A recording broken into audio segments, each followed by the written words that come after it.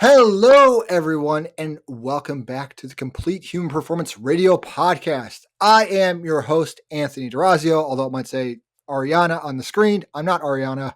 I'm using her account. And today I am joined by two great CHP coaches. We have Sofia Houston. Hi, Sofia. Hello. And also, we are also joined by another newcomer, Raquel Hernandez. I probably butchered that, but I did my best. Perfect. So we're excited to have them on board today. And today our topic of discussion is fitness myths or common beliefs, however you want to think about it, that we might have an issue with or disagree with, or it bothers us in some way. So Sophia, I'm going to go to you for our first one. Let's start with you. Just give us one that is something that bothers you. Yeah, this was a really hard topic for me because I feel like we could have gone in so many directions. But I will start off with more of like a mindset based thing that I see thrown around in the fitness space a lot, which is just this idea that like if you're not fit, it's because you quote unquote just don't want it bad enough.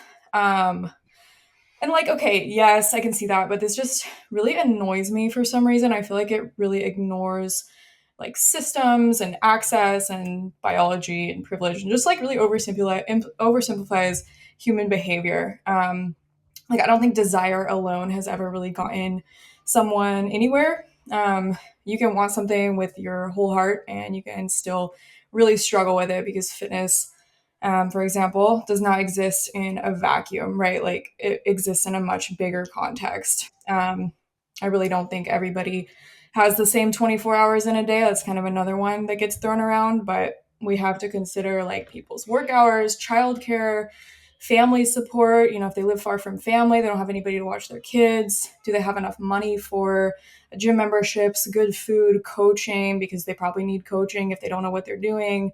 And then there's biology, like people have different genetic makeup, people have medical conditions, people have injuries, disabilities. Like, I just think this whole you just don't want it bad enough really ignores the fact that people are fighting tons of uphill battles before they even step foot in a gym.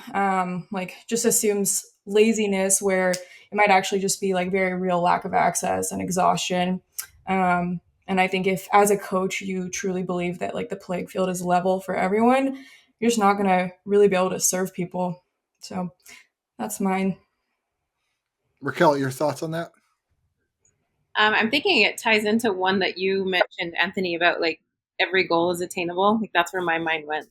And yeah, for all of those reasons, like how it's really frustrating how somebody can see somebody on social media and think like I can be like them or any goal is accessible, but it's bottom line is it's not. Yeah, no, I that was definitely where my mind went. And so this was something we had jotted down some notes ahead of time, and one of the ones I put down is that every goal is attainable. I think all three of us could talk about clients that have come to us with goals that were maybe not unreasonable, but it's a very small percentage of people that are probably able to hit those goals. So, if you have someone coming to you that's like saying that, oh, I want to deadlift 800 pounds. It's like, okay, that's a goal you can have, but what percentage of lifters, right? Not even just the general populace, but of people that lift and take it anywhere, any sort of seriousness can deadlift 800 pounds. It's a minuscule fraction.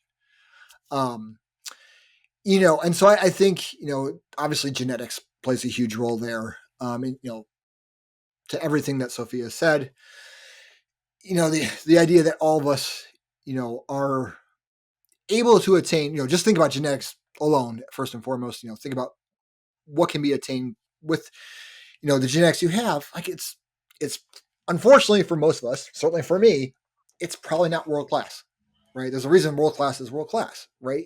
I love track and field. I've talked about my love of track and field on this podcast before. So I'm always following what's going on like this time of year as we gear up for world championships. What are people like running in the 100 meters, right? So like, I think there was a race yesterday and I forgot to check the times, but I know like Kenny Bednarik, I think got, he's like been like the top sprinter all year, basically. He ran 996. He lost the race. He ran sub 10, lost the race.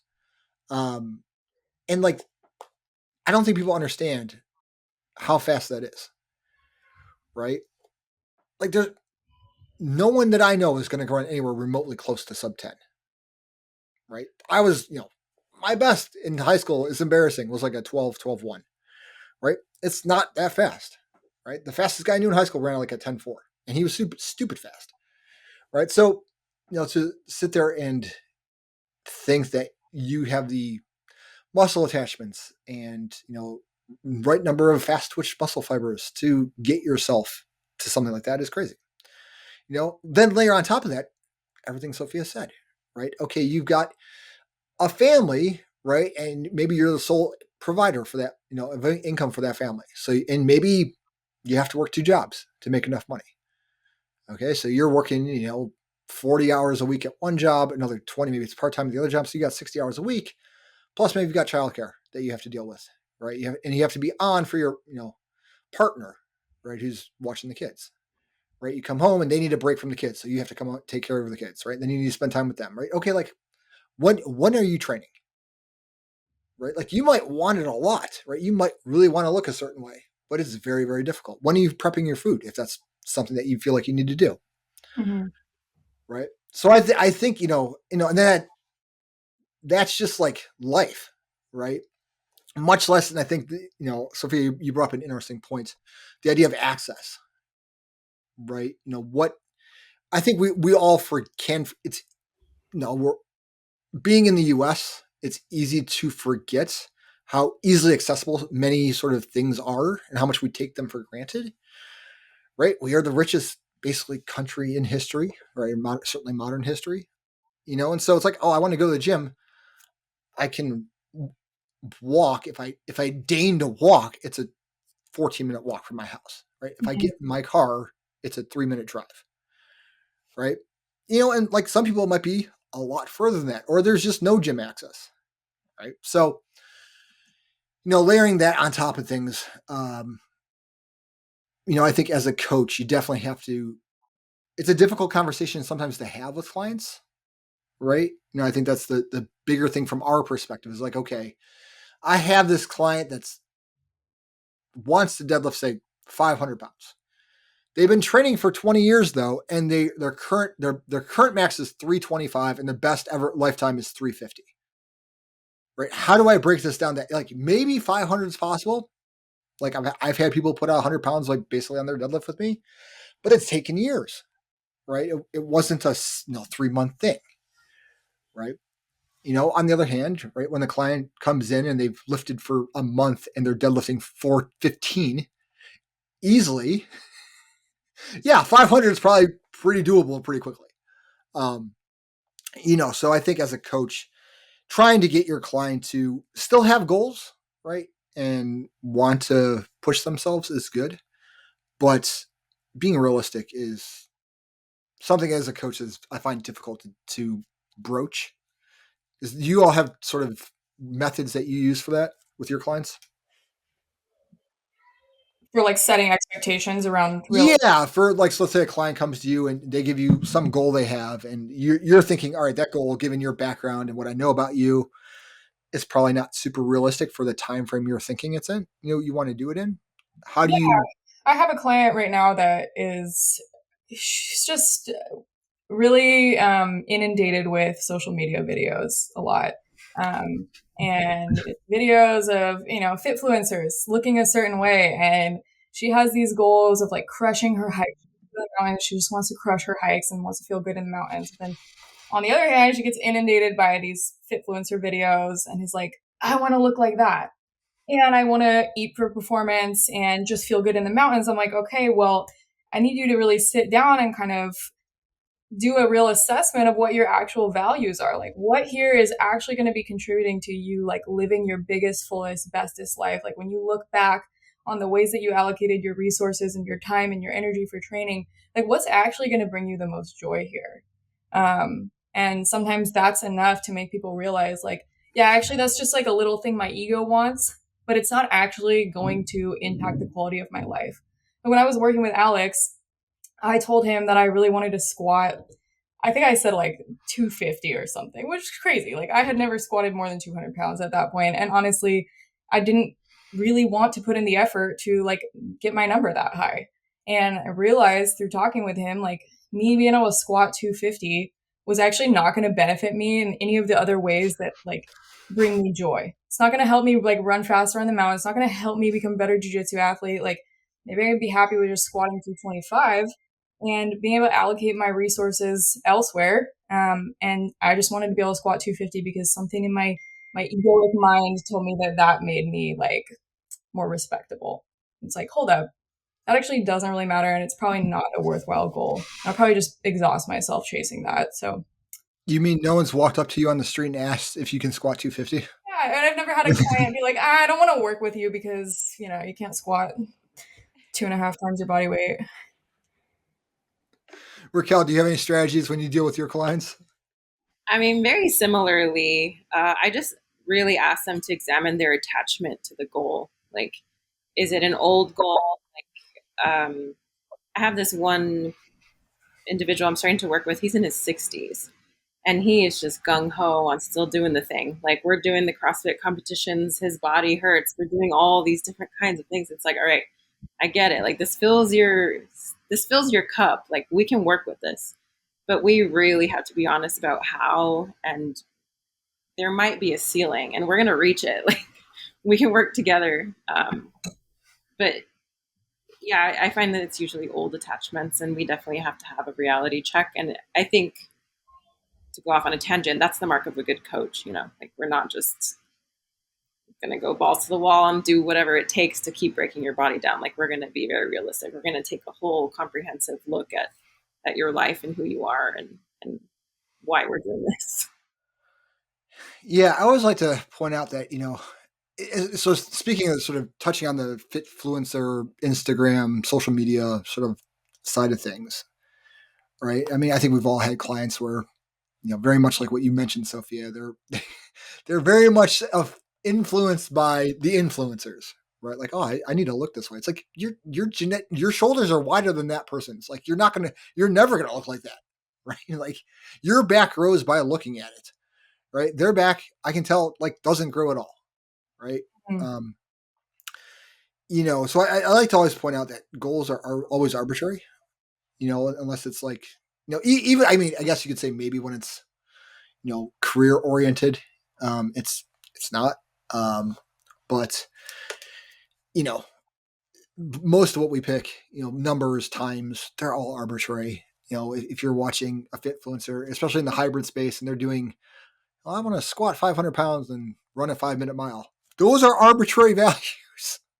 Like, I can't, like, they picked them because they both start with 5. Like, that's it. There's no other reason, right? And I think it's all, it's easy to also, especially when you're looking at people on Instagram, it's easy to not remember or know their history. This is something I was talking with Ariana about the other day.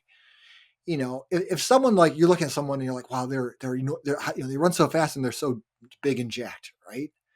It's like, well, you might not realize that prior to them becoming a hybrid athlete and running, they were 40 pounds heavier and an enhanced bodybuilder, right? So it's like, okay, since becoming, adding in running, they've lost 40 pounds of muscle, lean tissue, right? So it's like, okay, yeah, they are still big and jacked, but Your point A was not the same as their point A.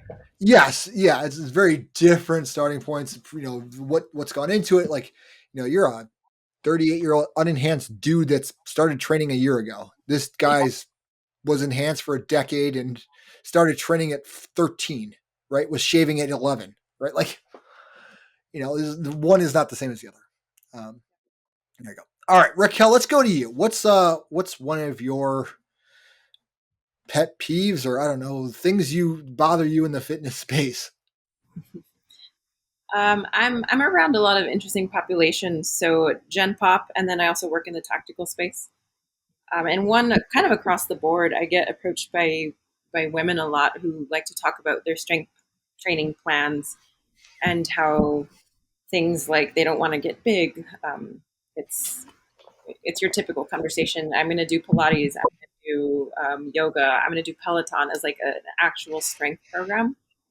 And I wonder where that came from. Like, where did we gather that this type of training is a strength program? Like, sure, you will build if you're starting from zero, right? But it's a it's an interesting conversation when these women approach me. It's just like basic concepts about strength training that don't get relayed because maybe it's at this type of,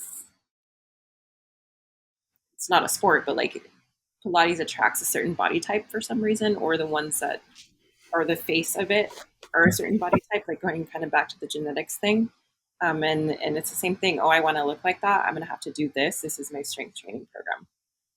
So just Right. a lack of education, a lack of understanding of basic systems, the human body, genetics. That's a big one. Pilates, I think also like it's great. I don't want to hate on anybody that loves Pilates. Like if that makes you feel good, I love it. But I do feel like it, or maybe it's just advocates of it are selling a lot of benefits that it doesn't actually have. And I hear a lot, even just talking to people just day to day, like, oh, it's a different type of strength, you know, it's a different type of strength. It's so hard. Like I'm so stable now. I have long, Yeah. lengthened muscles instead of short, whatever, whatever these things mean to people. It's like, there's this idea that there's like gym barbell strength and then there's Pilates strength, and they are like of equal caliber and functionality, and that they are going to help you equally in all of your endeavors. They're just different. And that's just not true. Like, so yeah, it is unfortunate. Yeah. Yeah, I think. I mean, I feel like I don't know how much I should say here as the lone man on the podcast, um, but it is interesting, right? It's certainly a conversation that a lot of people have. I think people don't realize the work that gets put in or has to be put in, right? You're because we always see the end product, right? That's really what we see, right? When Linda Hamilton showed up in T2, and this is aging me horribly, right? But like when Linda Hamilton showed up, like that was an aberration for how women were supposed to look at the time, right? Or looked at the time. Like she was hugely jacked for the time, right? Now, nowadays, you look at her physique in T2 and you go, wow, she's obviously in great shape. She obviously is very strong. It's not anything you wouldn't see at your local NPC, figure show. Um, but like, you see the behind the scenes and how much work she put into it, right? You go, oh, like she put in a ton of work for a lot of time to look that way, right?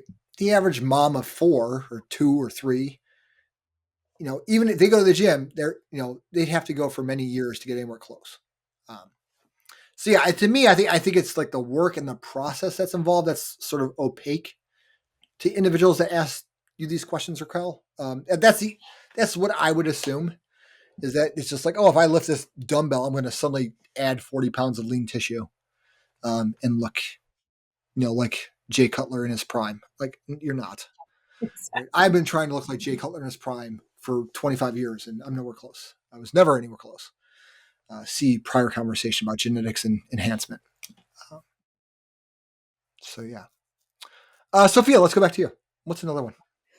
Um, the fat burning zone, man. I feel like people still believe in this as just this so-called magical zone, and unfortunately like every cardio machine in the gym is gonna market it that way, that you are literally melting lbs off because you are in like zone 1 or zone 2, or like with fasted training, like if you work out before breakfast because you're in this glycogen depleted state, you're gonna then burn more body fat, as people understand it. I think this is just because people don't understand the difference between like substrate use and actual body composition outcomes. So yeah, like during exercise, your body's always basically deciding what fuel type or what percentage of all fuel types to use, fat or carbs. And at lower intensities, your body is using a higher percentage of fat substrates as energy, and then at higher intensities, your body is using a higher percentage of the carb substrates, right? So if you jog slowly in the fat burning zone, like yeah, a greater share of the energy used is going to be from fat. And if you train fasted, maybe same idea, you'll pull from fat source a little more readily, but I think people don't understand that like your body's oxidizing fat during workout is not the same as like long term fat loss body composition change over time, because you could hammer a high intensity interval session and the overall like energy output of that might be higher even though you used mostly carbs during the session, and you've created a bigger overall energy demand that day after day leads to more fat loss in the big picture. So yeah, that's just one that I think people still really buy into, and I think it needs to be talked about. Raquel, thoughts? Does it make Yeah, you think of anything else? I mean, same thing. Especially in the tactical space, if I work with people whose main goal is weight loss, that's what gets pushed around from leadership, kind of top down. Oh, you just have to do more cardio, like cardio, cardio. These guys do cardio morning, evening, like every hour of the day. But they don't have, again, the understanding, like, are we equating for total caloric intake? And I think it's just a simplistic view. Like, it's hard to explain the continuum of like the substrate use, right? Like for people, it's easy to understand. Oh, I'm either burning fat or carbs. There's like no in between. Um, but I have that conversation often. Like, okay, we're pulling more from fat right now, but what about the whole day? Like, it's not just Mhm. you're just like Sophia said, we're not melting fat away. But I get that that's cool marketing. That's cool. Like, I mean, that would be awesome. I know. I mean, if that were the case, we'd all be walking around like fatless. Yeah. For an Is that easy workout, I mean, come on, it doesn't get better than that. burn fat? Are you kidding me? Yeah. Yeah, so I apologize if you can hear my barking dog in the background. Um, to me, I think it highlights a bigger issue or a sort of broader issue of people focusing on nitty gritty questions or points and missing the bigger picture. Right. I think this happens all the time. You'll have a client come to you and be like, okay, I want to try like this very specific, whatever thing, right? Type of training, right? I want to try myo reps or something, like whatever it can be. Um, but it's like, and they'll like hammer a very specific point. You're like, but you're missing the bigger picture. Like, we need to be in a caloric deficit. Like, that's fundamentally what we need, right? Like, I don't give a crap how we do it, right? But if we're there, we're probably, we're going to get to that weight loss goal, right? Um, but people will hammer like, can I have raisins? I don't know. Like, do you The have like fruit a weird fruit thing. reaction? Yeah, this was one of mine, was the fruit thing. So like, in bodybuilders are weird. This is fundamentally like, bodybuilders are weird. Like, guys, the last 12 weeks, I didn't have a single fruit. Okay, congrats on being probably very unhealthy. Like, I don't like, what are you doing? Like, oh, but they have fructose. Yeah. So, Yeah. right? Are you in a caloric deficit? Yeah, you're gonna lose weight. Like, it's fine. Not gonna like it is wild to me, right? So it's like this sort of very narrow focus on something super specific that really doesn't matter, or it matters. The percentage that it matters is so small compared to the other questions that if you answer those will equate to a much bigger percentage of progress. Um, yeah, that's one I would say is what's missing there. Um, I guess, should I do one? Yeah. I'll do Yes. one. So, because I think it ties in. So, another one I had was sort of very specific, narrow prescriptions for. I have hypertrophy, but it can be really anything, right? And I think this ties back to much of what we've already talked about, in the idea that for someone to get an effect, right, to make progress. That's what I mean by effect, is just make progress towards their goal, right? I would say it's extremely rare that it's just like very like a super narrow prescription to make any progress, right? It's really a state space of like, anything in this state space will work for you, right? Now, maybe like in this part of this state space, it's going to be, it's not be as fast. It might be a little bit more inefficient. It's going to take a little longer. Okay, but you're still going to make progress. Right? Maybe up here, like this area is a bit more optimal, right? A bit more time efficient. Like, okay, Maybe that's what we're trying to be, but maybe you don't like training that way.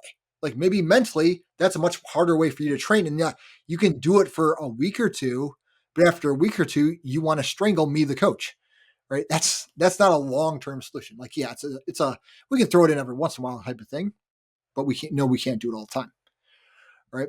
And so I think I think this applies to running. I think it applies to cycling. I think it applies sort of across the board. Um, we're and I think it's hard, and we sort of Ariana talked about this on our recent coaches call, where you have companies that, as a company, you're kind of forced to. You need something to market yourself, right? You need, hey, we do X, right? And it's nice if you can summarize X in a nice little box, right? It's easier for the consumer to digest and be like, oh, they do X, which is this little bite-sized thing. And I think, and this is not to say that the people at these companies, ourselves included, don't understand the broader pictures. They all do, right? Or at least most of them do. Uh, but like what they put out on social media is often sort of in this narrow box because that's how they market their stuff, which is again fine. But I think it makes it seem like, okay, in this state space, like to be training for hypertrophy, you need to be doing exactly this. I don't care if you hate it. I don't care if you want to, you know, self harm afterwards. That's the only way to make progress. It's like no, like go watch any pro bodybuilder video from any time in the last 40 years, and you will see them doing stuff that is like by all sort of metrics not the most by the books efficient way of doing something, right? And yet they're bigger than you. Like yes, they're enhanced, but they're bigger than you. So I mean, that's something that always bothers me is when people get like a little too specific. It's like, okay, you don't really have to do it just that way. There are other answers, based on, per Sophia's point earlier, access and, mental drive and mental tolerance and, time and other commitments, et cetera, et cetera, et cetera. So yeah, Yeah, that's one of mine. it's a good marketing strategy. Like, here's my unique method. This has never been done before, and this is what's going to get you where you need to be. And it's like very specific, and it makes people want to work with you because they think like, oh, this guy's got the secret sauce, and I need that. But I actually work with people. I always tell my clients like, there's a million ways to skin a cat. I honestly need a better, I need a different one for that. It's a little like violent of a metaphor, you know. I use the same one, so it's okay. Feed two birds with one scone instead of kill two birds with one stone. Like I need another one for skinning the cat. Anyway, I digress. I always tell them like there's a million ways to do something. There really are like endless iterations that are still going to be efficient and effective. So if you're not liking something or you just want to switch it up because for whatever reason you're just dreading it a little bit, like I promise you, we will figure out a way to get you where you want to go that you'll enjoy. Kind of leads people on like a wild goose chase too, like especially in the CrossFit space, because that's a lot of my background. It's like who has the next best program, and it's constantly like, oh no, this guy, no, this is the one. Like this is the one that's going to get me. I have to do it this way, and they're miserable, absolutely Mm-hmm. miserable. Yeah, like That's another. that much. I was just say that's another pet peeve I have with like social media. Is like when they show someone like coach taking them through a hard workout. It's like okay, like that's not hard. You can make any workout hard, Yeah, right? Like okay, just add more weight, slow down the rep, make the interval faster if you're running, right? Like making a workout hard that it destroys someone is not a difficult thing to do. Right. So if you're watching and you see someone like going through a hard workout and be like, oh, they got destroyed. This coach must really know what they're doing. It's like, okay, they might, right? They might really know what they're doing. And they might also like just be putting them through a hard workout because they can. And it's for they're doing one workout together. So you might as well make it suck. So yeah, it's another social media thing that's like, but it's like if you had someone train that way every day, they would survive 1 week, right? Yeah. And programming is kind of like, I mean, I'm going to use a jujitsu analogy here because I train jujitsu, but it's kind of like learning jujitsu. It's like the more you understand, the more options open up and the more moves you realize you can take and the more ways you understand how to get into and out of positions. I remember like when I first started learning about strength and conditioning, I really had this just like very black and white idea of like you linear periodization, you have to do this and you have to do that, and these are the exact exercises and compound movements only, and blah blah. It's just like as I've learned more, like my mind has just expanded so much. It's like actually you don't have to do a lot of that stuff, and you could still be like a really good coach, and you still train really effectively, and it's very exciting and freeing. So I agree. Sophia, what's another one you have? this kind of ties into what you just said about like somebody putting somebody through just a hard workout just for the sake of it being hard, but just that soreness equals how good the workout was. And this is probably one that I'm sure a lot of people have hammered, but I do sometimes have a hard time still conveying this to folks, because people a lot of times understand that like muscular damage drives, hypertrophy, but they're missing other parts of the equation. So they're like, well, I don't, it doesn't make sense. Like, if muscular damage drives hypertrophy, then and muscular damage drives soreness, like I should be sore after a good workout because otherwise my muscle fibers weren't damaged if I can't feel them. But I think a lot of times people don't understand that like just because you're not sore this session still probably worked. Like soreness is more a sign of just like disruption and not necessarily adaptation all the time. You can get really sore just by doing a bunch of stuff that your body's not used to, like switching up exercises, lots of novelty. And you have those like micro trauma tears, inflammation that make you sore, but the soreness itself is not the thing driving the growth, right? It's like the mechanical tension. It's are you exposing your muscles to enough load and enough challenge consistently over time without also like making yourself cripplingly sore in the process to the point where you can't even work out effectively and get that mechanical tension the next day or the day after that. So yeah. Yeah, that was kind of another thing I was going to put down. I mean, to kind of piggyback off that is just if I have so many people, if they don't leave the gym feeling like they were trying to win the CrossFit Games, like then it wasn't worth it. And that's every day. I'm Everything's a sure at a competition. CrossFit gym, yeah. Yeah. No, Um, no easy zone two cardio for these people. Or even yeah. just A like, big. Oh, go sorry, ahead. go ahead. Oh no, just the fact that like training is training, should be training. Full stop. Like it's not a competition every day. We're not showing up to win everything. We're showing up Hmm. on competition day ready because we trained well. Hmm. Like you can slow grind through a Metcon and have it be at like a RPE 7 and still benefit from it. It's crazy. Yep.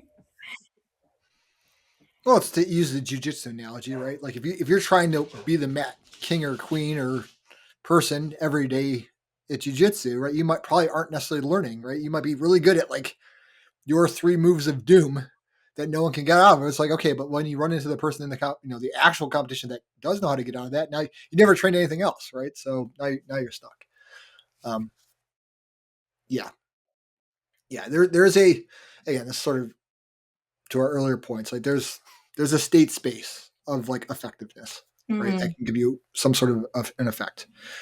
Um, Yeah, and I remember like when I was working in actual gyms, like clients being like, "Oh, the so and so trainer is so great. Like I'm so sore after every session." I'm like, The mark of a good trainer. "All right, okay, yeah, that's great." Yeah. it's probably not great that my media thought is, well, you're sore because you're probably maybe out of shape and or they pushed you too hard.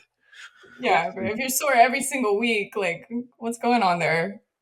Maybe you need more sessions, more frequency. I don't know. Yeah, yeah. Raquel, what's another one you have?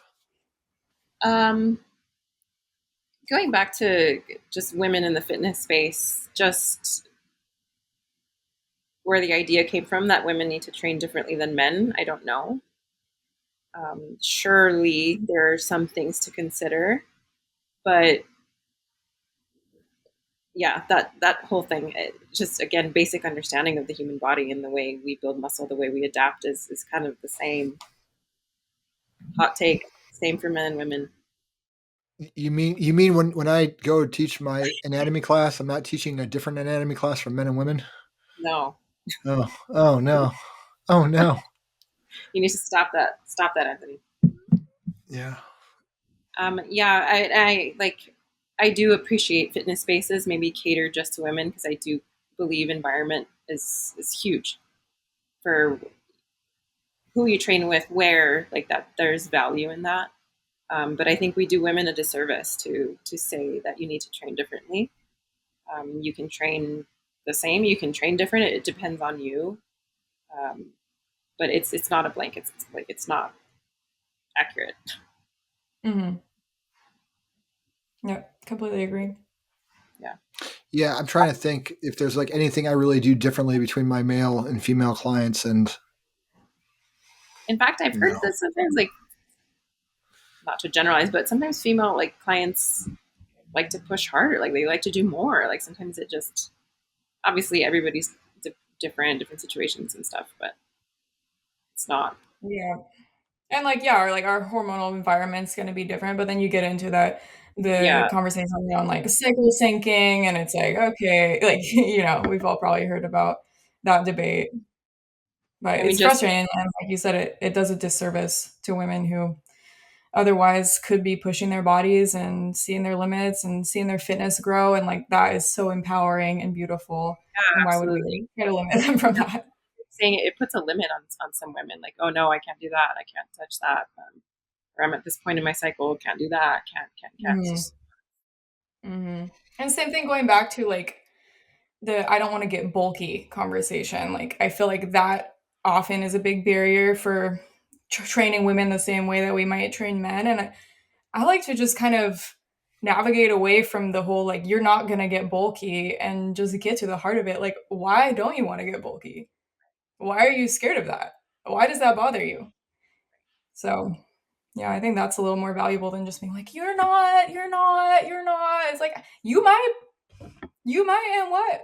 That would be freaking sick. Let's a go. more functional human being. Yeah.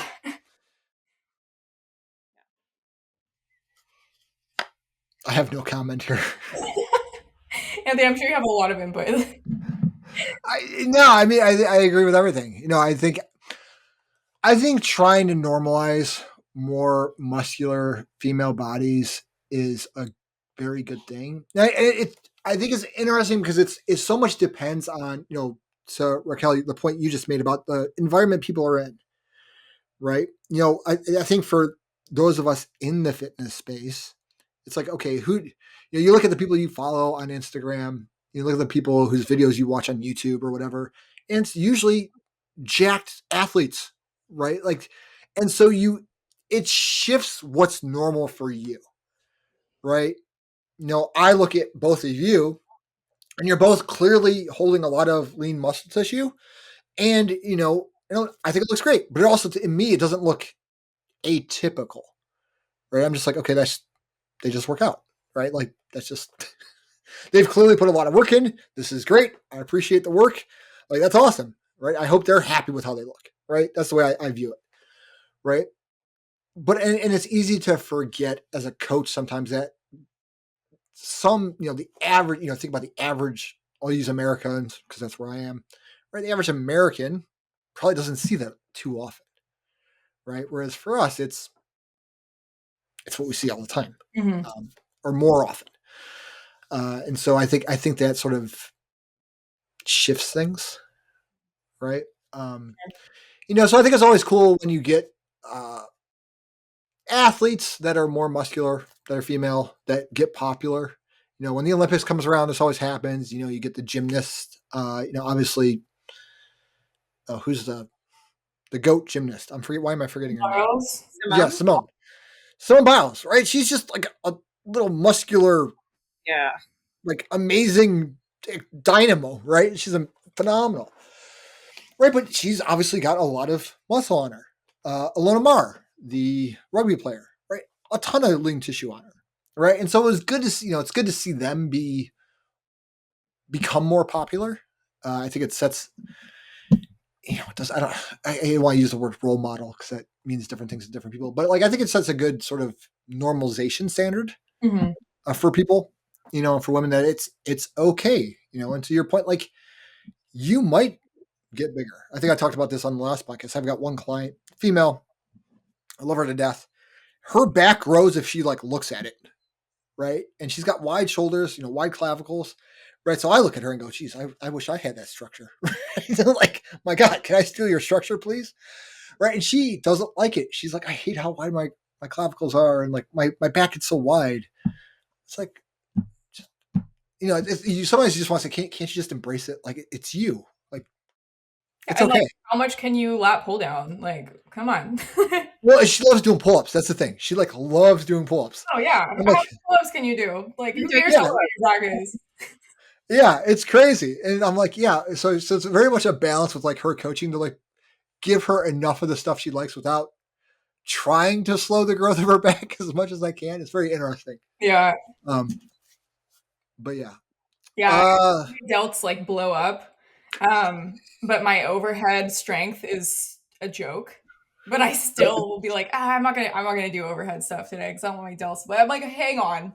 Like I can't even push press 125 right now. Like let's be real.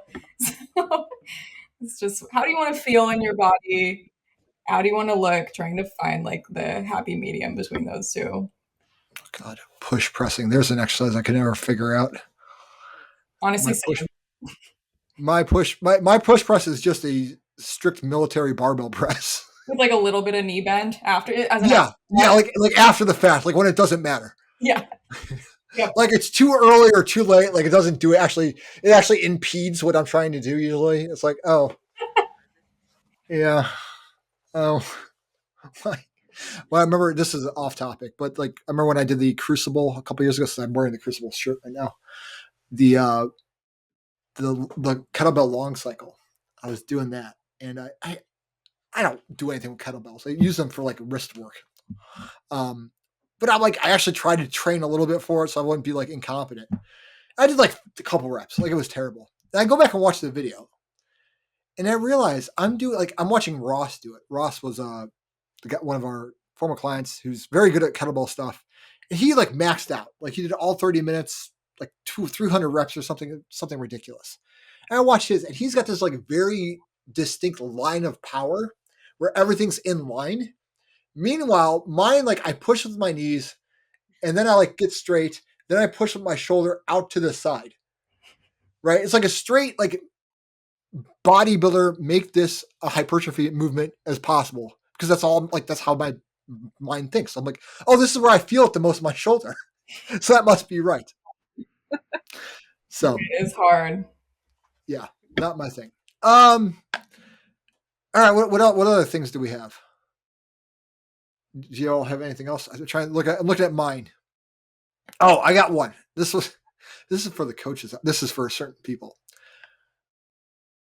It's like a pet peeve. I hate when people say like, how do you lose weight? And you say the answer is eat less. And then someone else will be like, that's bad advice. That annoys me. Because no one says, hey, do you want to get stronger?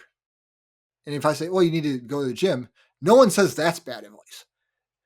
Right? Because we all assume like, oh, some people just don't know. Like, oh, they have to, train, get in the gym and, lift weights to get stronger, like to add, skeletal mass or whatever, muscle mass. But if I say eat less, that's somehow bad advice. Like, yes, it's not necessarily super actionable for a lot of people, but for some people it is. Some people don't realize that doing 14 hours of cardio doesn't help you, and you'd probably be much more efficient if you just ate less. Yeah, I Looking can at see how that bothers people because they're like, you're ignoring all the other factors, like all the context, like what are they eating, how much are they sleeping, and all that. But at the end of the day, like it does come down to like you just have to eat less than you burn. But of course, there's a lot of nuance there. well, and I get that people are like, well, that's not actually like how most people know that they just don't know have ways of going about doing that. And I get that. That is very much an important point. Like, okay, like what are strategies you can use to, ensure you're actually eating less or to make it easier to eat less. Agreed. It's all great. But sometimes you also need a kick in the butt. Like sometimes I need a kick in the butt where I need to tell myself, Anthony, you're just eating too much. Eat less. Right. And like, that's it. Like, that's what I need is just to tell myself that. So yeah, that one, I understand why people will say like, if you say that, that's bad advice. But I also would be like, oh, sometimes it's not, right? It's not always bad advice. Right? It's certainly not incorrect. It might not be the most actionable advice, Yeah, but I think sometimes it can be what someone needs. if you're talking to somebody who is not a total beginner, like we all have probably tried to lean out a bit here and there, and it's like, yeah, I know that's the answer. And I also, have been doing this for years, and I have a decent understanding of like the types of foods I need to eat, the quality of the nutrition, like how to train. So yeah, the answer usually is just like eat a little less. But if you're talking to a brand new beginner and you tell them that, and their diet is like just nothing but foods that are already not making them feel good, and then they start eating less of those foods that don't make them feel good, and they're not training or they're over exercising, and it's just like they're gonna fizzle out and feel horrible. And so yeah, context matters, of course, always. Because ultimately, The old it depends.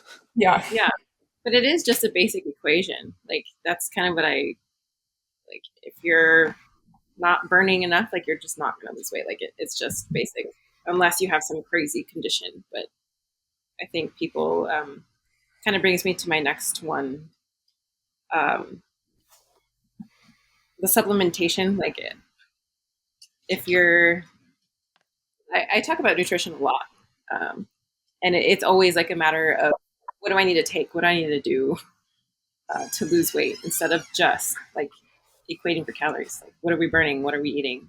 It's just a basic equation. You need to embrace being hungry is what you need to do to lose weight. I mean, and that's true. Like you need to embrace being not ravenous, but like a little hungry. Yeah. At least for a little while. Yeah, not all the time, but like once or twice a day, you should be a little hungry. Extend that out a little bit. Granted, you don't already have like a completely thrashed relationship with food. Yeah. So yeah, context matters. Like if Yes. Again, somebody, it depends. yeah, if somebody had told me like in the throes of my eating disorder, like when I was quote unquote trying to lose weight, like just eat less. Oh Like, yeah, see ya. yeah, right there with you. So I'm going to jump on that, Raquel, because one of your other points was like men jumping on TRT.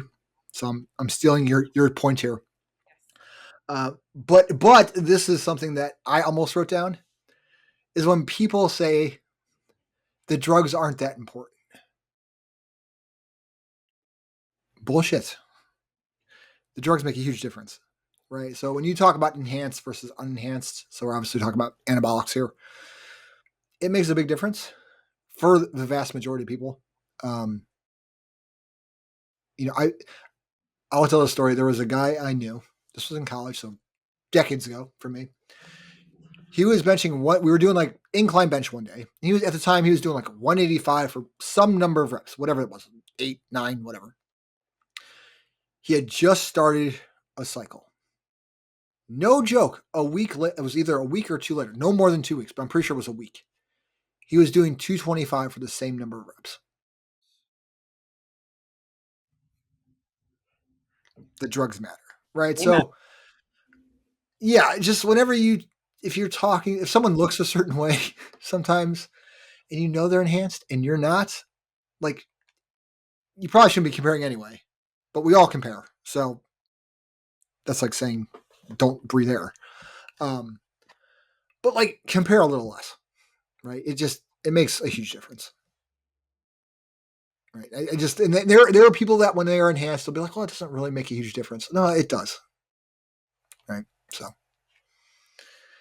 Raquel, your point was more about like guys jumping straight to TRT without like Oh yeah, looking zero. at their garbage sleep, like me that went to bed at 8:30 this morning.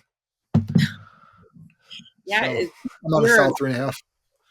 zero to TRT, and that Yeah, kind of it's goes into the supplementation as well. Like we don't consider the basics. How many people are sleeping, are managing their stress, how the quality of their relationships, like what kind of training are they doing, like all these things that we don't stop to consider before, like even going to the store and buying a pre-workout. Like, okay, well, how much caffeine are we consuming? Like, how much are we sleeping? How much? It's just always straight to like what's going to get me there the fastest without considering the basic stuff. It drives me crazy. I have a lot of conversations, especially about TRT. certain age, a man turns like 30, somewhere between 30 35, it goes straight to injecting. Yeah, it's really common in the jiu-jitsu space for guys to be enhanced. I mean, given everything Craig Jones has said, yeah, it's pretty. Yeah, but my boyfriend will like you know, he's a black belt, he's a big guy, he's a fit guy. He'll train with someone sometimes and he's like, "That guy was so strong. Like, oh my gosh, what am I doing?" And I'm like, It's what you're not doing. it's what you're not doing. And then he'll be like, "Do I need to do that?" And I'm like, "No, I don't. I no, definitely not. Like, let's get you in the gym consistently first. Let's eat more than 150 grams of protein first, and see how that affects your Have body. some Like to support the hormone health. basics." And I wonder too if they actually go, like, I think I would like to think that most guys get blood work done and like we actually check these levels, and understanding that there is a range and you don't have to be on the high end. It more isn't better. Like everybody's different. It's just a, yeah, drives me crazy. Yeah, it's. I mean, I think a lot of that has become more along with the normalization of it, and like it just being rebranded as TRT as opposed to anabolic steroids, right? If instead we were just like, oh yeah, I turned 35, I jumped on anabolic steroids, right? There's a stigma with that, like if you say it that way, but that's what happened, right? Like now, is it if you're doing it right and you're just bumping yourself to the levels you were at prior to it decreasing, sure, right? Fine, right? Assuming your sleep hasn't changed, right, and other things haven't changed, at least significantly, right? But yeah, I think a lot of it's just how it's sort of been normalized, right? Getting back to normalization. Yeah, it's very different now than what it used to be. Um, Sophia, I wanted to jump to the one you had about you're not overtraining, you're just under recovering. Oh, yeah. That's another one that I see just kind of like I feel like slapped onto a reel without much context. I see that sentiment expressed, and I just don't know if it's like that useful for most people. Like, I can understand how maybe seeing that or hearing that could have someone like really sit back and evaluate whether their lifestyle habits are actually supporting the type of training they're doing. So like maybe there's value in that, but I think for most people overtraining and under recovering are both kind of describing like the same imbalance. Like, bottom line is the stress you're putting on your body is greater than its ability to recover, like chronically, right? And so you're gonna feel like shit and be underwhelmed with your results. And I feel like it doesn't matter if it looks like too much actual work on paper or not. Like for you and the myriad demands in your life, it's overtraining. And so you can get technical with like overtraining versus functional overreaching versus you know um, non-functional overreaching. And there's a good analogy of like heat exposure with those, where you say like functional overreaching is like sitting in the sauna. Like it can be controlled and it can be good for you and there's benefits. Non-functional overreaching is like getting a sunburn, like is going to require more downtime, not that good for you, not that many benefits. And then like chronic overtraining syndrome is like getting like a heat stroke, where you're really going to have to take some time off from that. It's probably going to have like long-term effect on your training. You might get injured, that kind of thing. Um, but yeah, so I think most people are probably dealing more with like the sunburn level of it, like non-functional overreaching. Um, and maybe sometimes it's just under recovering because you're sleeping 5 hours a night, you're not eating adequately, you're super stressed out. But I think this also ties back into the like you just don't want it bad enough idea, because if you're not a professional athlete, you just might not have as much control over your recovery as the people telling you this might have. And I could see how this concept of you're not overtraining, you're just under recovering could like feed back into this sense of I'm just not doing enough. Like I'm already maxed out in every single waking moment, but I'm just not getting my recovery right. I'm not sleeping enough. Like, ugh, I suck. I just can't seem to get it together.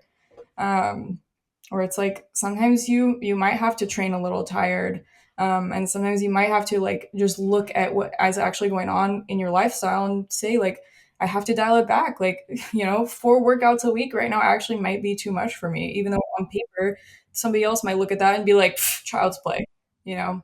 So I don't know. I just think it kind of like implies this like very semantic distinction between these two things I don't know necessarily exists for most normal people training.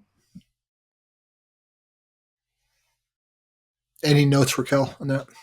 No, I totally agree. Going back to how influenced we are by the influencers, like we compare ourselves to the top level people, and we think like, oh no, we got to push, we got to push, we got to push, we got to recover, we got to do this, and it's literally like so individualized, and huge.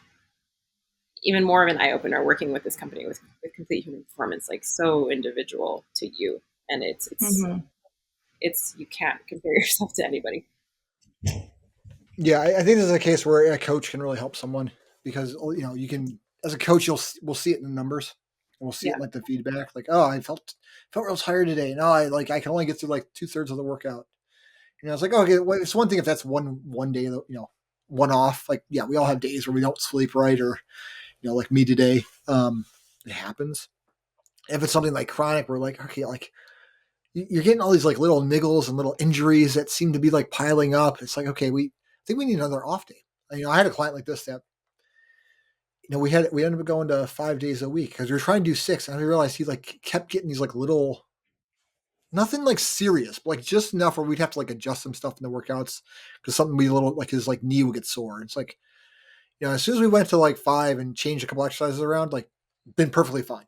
Hmm. Like and everything's like humming along. So it's like all right, he just and I've told him I was like I don't want to move you back up to six because at six we were just it was like seemed like too much. Five's right for you, right? And where per Sophia's point, where that is for anybody, given their life at any given point in time, is different, right? Some people it's like 6 or 7, right? Some people like can handle 7 days a week. Maybe but one of those days is probably pretty easy. Other people it's like 3. yeah, Hmm. and So one isn't better than the other. I think that's another good point to make. Like doing more and doing the full tons of volume isn't always better. Like it's just different. Hmm. yeah, And it's like, if we take sleep as an example, are you not getting enough sleep because you're scrolling on TikTok till 2 a.m.? Or are you not getting enough sleep because you have a 1-year-old that keeps having nightmares in the middle of the night? And it's like, okay, one of those is maybe adjustable. And in that case, you can be like, you're under recovery and we need to focus on your recovery more. But if just, a mom of 2 kids under 5 who works full time and is trying to train sees you're not overtraining, you're just under recovering. Now she's like, well, like, yeah, because recovery itself can feel like a full time job. It's like, oh, yep, there I go again, just not doing enough. all right, let's do. I think we got time for maybe one more. Um, is there any particular one either of you want to hit?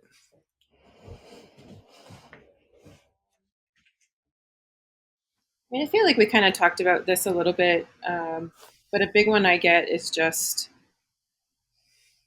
and I'll use intermittent fasting as an example, but just a very generalized, like, this is the answer. This is what I've been missing all along. This is like, it's going to work for me. I have to stick to it. And not aligning these nutrition strategies to lifestyle, to goals, and wondering later why it didn't work. Yeah, this is just classic, like, Yeah, not thinking about, are you going to be able to do this when you're 60 years old? Like, yeah, how, if you had to eat this way for the rest of your life and still enjoy your life and still feel like you got the full human experience, like, you really want to do that? You really don't want to eat bread, even though you're not gluten intolerant? Like, Bread is so tasty. I had some earlier. Yeah, no, I agree. It's interesting because like what can work. I think it's important to say that some of the things that might seem very out there for one person can work completely fine for someone else. I had a client that would do one meal a day, and she ate that way like the entire time. She hit on it while she was working with me, and she's like, "Yeah, it works for me." And she ate that way for like the next 2 years. She worked with me, and she was like completely happy and content. I'm like, Mhm. all right, like that would not work for me, but it works for you. Um, so yeah, it can vary quite wildly. Um, I want to touch on one more. We got that one fast. Sophia, this is one of yours that people should be deload weeks. Oh, yeah. This kind of goes back into a lot of things. I feel like everything we've talked about is kind of interwoven as all things are. Time is a flat circle. Yeah. Yeah, I've worked with several clients who have come in with this preconceived idea that they need like a deload every 6 weeks or whatever it is, pre-scheduled on the calendar. And that sounds nice on paper. It sounds cool. Maybe you saw your favorite pro athlete doing that, but I just don't think most people need to do that. Like maybe at that predetermined mark on your calendar, whether it's at 6 weeks, like you are exhausted and you are need to dial things back. But maybe at that 6 week mark on the calendar, you're actually perfectly primed to have a great hard week of training and adapt to it. But because the calendar said deload, now you're like missing out on these great gains, which is kind of the same argument against cycle syncing, right? Like just because you are in your luteal phase, like you might actually be primed to have a great workout that day and you might be able to push that day. So um, yeah, I just think it can leave gains on the table. And honestly, like life deloads for you a lot of times, like work ramps up, you go on vacation, you skip a session to see a friend that was in town on Monday, and then you go on an impromptu date night with your partner on Thursday. And it's like, yeah, life happens and that stuff matters too. And if not, sometimes more. And there's always going to be like natural breaks in the training stress for most people. And that's not to say like some people wouldn't benefit from structured deloads, like they're overreaching on purpose and then dialing back, or they're just completely incapable of listening to their bodies. Which like honestly, I'm kind of in that latter camp. But if you can auto regulate and like still weave in like subtle assessments of your readiness just in a given workout, like even just use your warm up, like at CHP we talk about like using the broad jump as like a readiness assessment, little things like that where you can weave in like a subtle assessment of yourself, or just over time get to know your body and notice that like your RPE is skyrocketing at something that should be pretty easy. Then you know to back off a little, like whether that's week 3, what week 7, week 12, like whatever it is. So yeah, I just think auto regulation, being able to listen to your body, like weaving in those little assessments are more valuable than these like rigid timelines of deloads. Yeah, I Yeah, no, agree. yeah, Kale Beck used the term, life deloads for you. You use that phrase, and I completely agree with that. It's like everything you said. So many of us, you miss a workout, you whatever, like you go on a trip, you're whatever. You're like, oh, I'm gonna, like everyone says, oh, I'm gonna definitely train on vacation. 8 days later, did zero of the workouts you gave me on vacation. Yeah, but I walked a lot. So there. Yeah, which is great. Like I always tell my clients on vacation, I'm like, look, I'm gonna put workouts in. They're all optional. Literally, I tell them like try to walk. You'll see more of the city you're in. Mhm. You'll burn a bunch of calories, and you'll get some cardiovascular health, and you'll generally have a good time. And you don't have to worry as much about like eating. You can enjoy food. I had a buddy of mine, a very good friend of mine, went to Italy, and this is like when we were in full on bodybuilding state of mind, and he wasn't even prepping for a show. He went to Italy, didn't like have any of the food. He just brought a bunch of protein bars Oh, for like the week he was there. Yeah, I mean he would have like a small meal here or there, but he like ate super clean, not much at all. But I was like, oh, dude, he probably missed out. Yeah, I So like that you said it goes back to like it depends. I think for maybe someone like you and I, Sophia, maybe we do need like for someone to push a deload on us because we're maybe not going to take it. yeah. Maybe that's all the coaches, but I think it can rob some people because I've met people who are very strict about it of being in touch with their bodies and how they feel in them, and then layer on a wearable, and they have even less ability to be in touch with how they feel instead of being told Hmm. like, oh no, I got to rest today. My watch says like I have to do this or that. Hmm. And Hmm. again, it goes back to individualization and the value of a coach and the value of knowing yourself or having somebody have that hard talk with you. Yeah, and you can feel so much into your body, like just in your warm up. Like, okay, If you Yeah, can get to that point where you've developed like that lifelong skill of just knowing when it's okay to push and when maybe it's not, like that's going to benefit you so much in the long run. I say as somebody who like chronically overrides that, but same. yeah. Well, I will be the outcast here. When I went to the gym today after 3 hours of sleep, I did my first 2 sets and went, "Yep, we're definitely taking it real easy today." Gonna be more like you. His body's very unhappy. Yeah. I didn't go to jujitsu this morning, so There you go. I it's went a win. to work It's a out and win for all of us. I went max. I pushed hard and I'm tired. You maxed Well, out. Well, Yeah. hopefully you were having one of those days where your body was given the green light. Yes. it's all greens. Sir, you're wearing green tinted glasses. Yeah, it's all greens. Green. All green straight ahead. There you go. Well, Sophia, how can people reach out to you? What type of clients would you be looking to work with? If you had sort of a range of clients you'd be looking to work with, how could they follow you? What type of clients do I like working with? I love working with people who have like outdoorsy goals. I'm a real outdoorsy gal myself. So anything related to the mountains, hiking, going on a big adventure, I love working with people like that. Um, and people who like want to kind of shift the focus away from aesthetics to performance and like living a big adventurous life and training for that. You can find me on Instagram. I have 2 Instagram accounts. I have a personal page was just my name, Sophia Houston, Sophia with an F, Huston. I pretty much only post memes on there, and then I have a fitness page. Same thing, my first and last name dot etc, like etc. So that's me. Raquel, same over to you. So I like working with people. I do have a CrossFit background, so who kind of are into that. I've gotten into high rocks and I'm venturing out into the running world.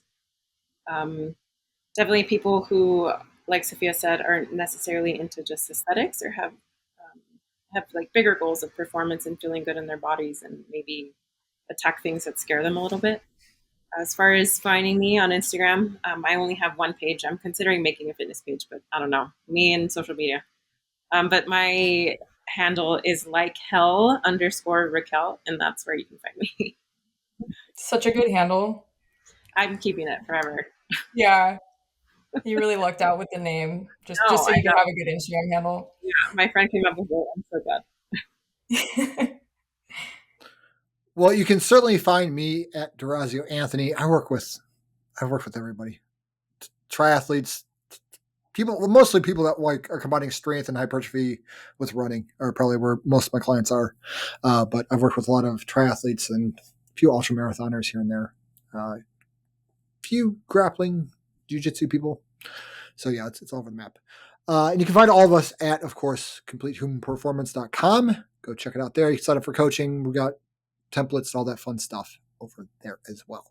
So much fun. Raquel, Sophia, thank you so much. Stay on after I stop, but thank you so much. And listeners, we will see you next time. Bye.